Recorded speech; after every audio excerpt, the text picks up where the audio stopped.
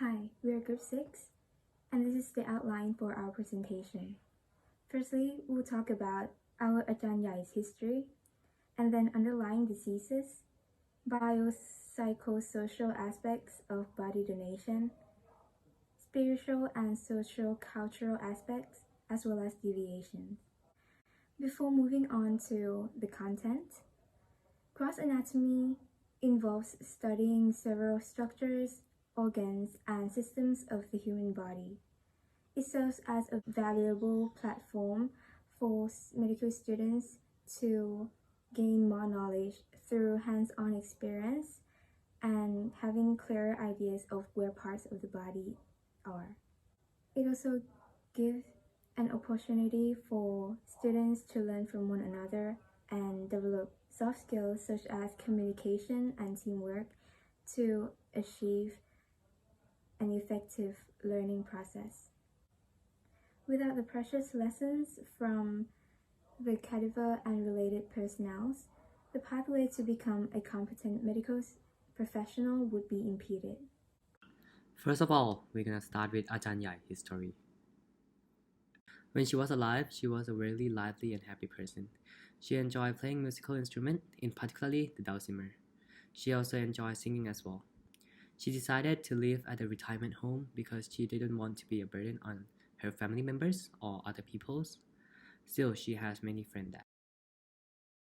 However, prior to her passing, especially 1 month before her passing, she was not very active. She spent all day long watching TV. The symptoms get worse, especially 2 to 3 days before her passing. She became fatigued, had poor appetite, no energy to swallow or chew food, as well as the indigestion. As a result, she aspirated on food and admitted to hospital. And one day after admission to the hospital, she passed away because of the pneumonia. As for underlying diseases and health concerns, our San Yai didn't have any of them. In fact, she was known to be a very healthy person throughout her life, with no history of surgical procedures or any specific health conditions that required regular checkups. Also, she didn't take any medications on a daily basis, and she didn't have any allergies as well. Moving on to the mental aspect of her health, our Tanya had been a happy, lively, and cheerful person since her early days. According to her relatives, she chose to move into the retirement home herself as she greatly enjoyed the company of others and liked to socialize. This implied that apart from being physically active with an absence of diseases, our Tanya must have had a good mental health as well. Also, our Zanyai had been living a healthy lifestyle that enabled her to maintain good health and well-being. Even during her stay in the retirement home, she didn't allow herself to stay still as she engaged in many activities such as singing with her friends and playing musical instruments. Playing musical instruments in particular has been proven to have many health benefits such as reducing the level of stress, lowering blood pressure, as well as improving brain function.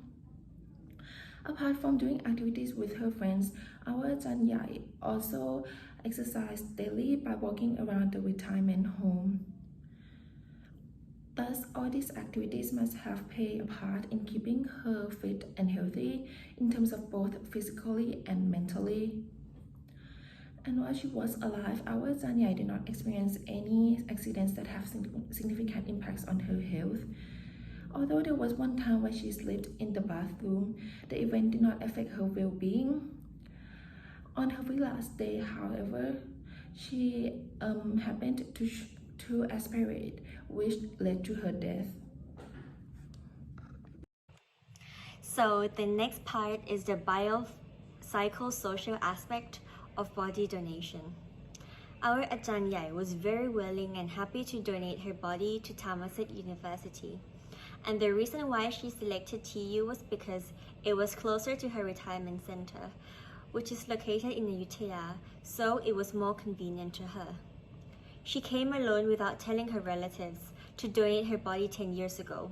However, everyone was already aware that she has always wanted to do it. Even though body donation is still a big dilemma in Thailand, her relatives believe that donating body for educational purposes is a good thing to do and also want to do the same. They suggested that to make the body donation more recognizable, it is important to raise awareness about the significance of body donations for the purposes of education and medicine, because they believe that a lot of people still don't know that they can do it. In addition, they said that a lot of people don't know that if you were to be in an accident, your organs can be donated to education. Therefore, with better understanding and correct information, people would understand more about the importance of body donation. Also, the relatives disagree with the statement, if you donate your body in the next life will be incomplete, as they believe that it is a good thing to do. Thank you. Buddhism has taught people many things in terms of living life. Its teachings encourage people to live in a way that in their next life or reincarnated life, they will only experience the good things. However, the religion also states that after death, if your body is not put to rest in a complete manner, where all body parts are intact, your body in the next life won't be complete either. This belief has deterred many people from donating their bodies, especially Thai people, to medicine, seeing as the large majority of Thai people are Buddhists.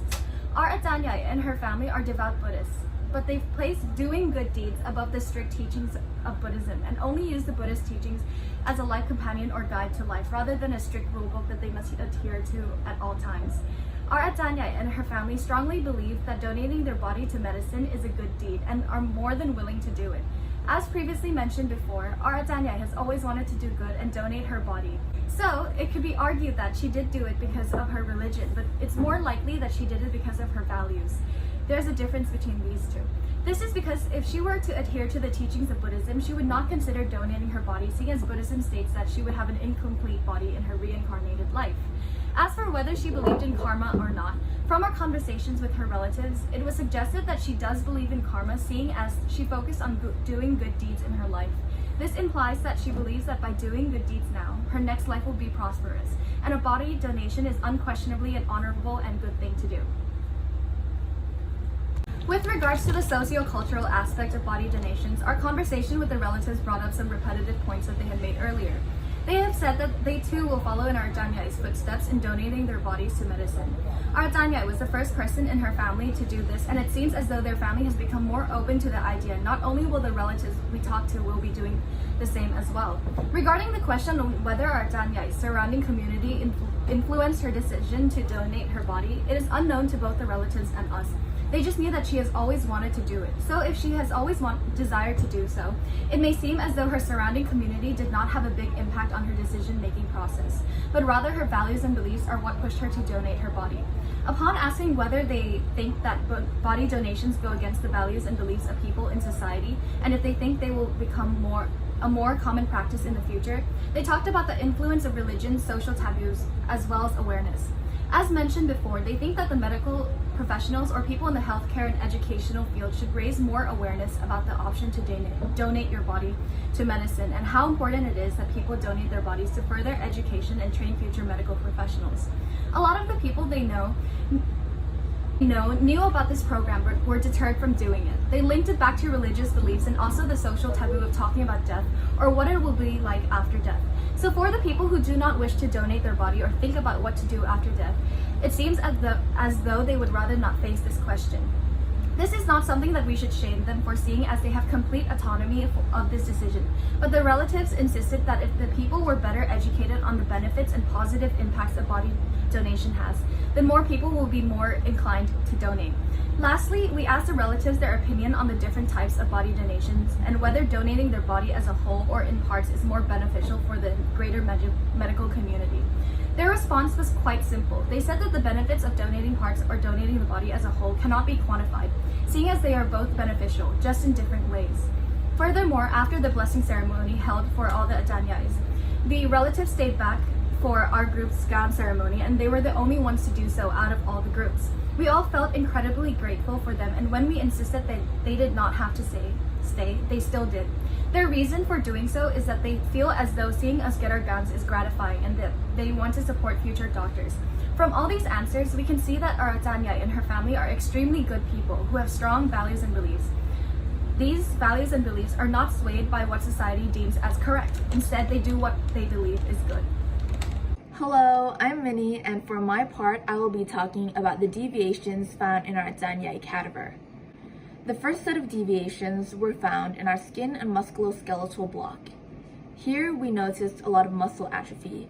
We found that our Atanyai's muscles were very thin and fused compared to the Atanyais of the other groups, as well as compared to the different textbook diagrams we have seen. Some examples of this includes the back muscles, specifically the rhomboid muscles that fused. This also includes the gluteus maximus muscle, which was fused with the gluteus medius and the gluteus minimus. Our Atanyai's pectoral muscles were also fused. We believe that these findings could be attributed to the 1-month bed rest and the old age of our Atanyai when she was nearing her death. Additionally, we found more deviations in the cardiovascular block. We observed that our Atanyai cadaver lacked the accessory hemiazygos and the hemiazygos veins. Instead, her left posterior intercostal veins drained directly into the zygos vein. Further, our Atanyai cadaver had a deviation at her aortic arch. Though our Atanyai had an aortic arch that gave rise to the 3 typical branches, the left subclavian, the left common carotid, and the brachiocephalic trunk, our Atanyai's left subclavian artery was found to have traveled much deeper posteriorly than what we have learned it to be in class. As for the genitourinary system and the gastrointestinal tract, we have yet to dissect the mentioned sections, so we believe there could be more deviations found in those areas. To conclude, by knowing these information about our Atanyai, it allows us to better understand the body we are learning from and notice variations present. We would also be able to empathize and respect our Atanyai as we keep in mind our gratitude and the contributions that she had given us as medical students. Thank you.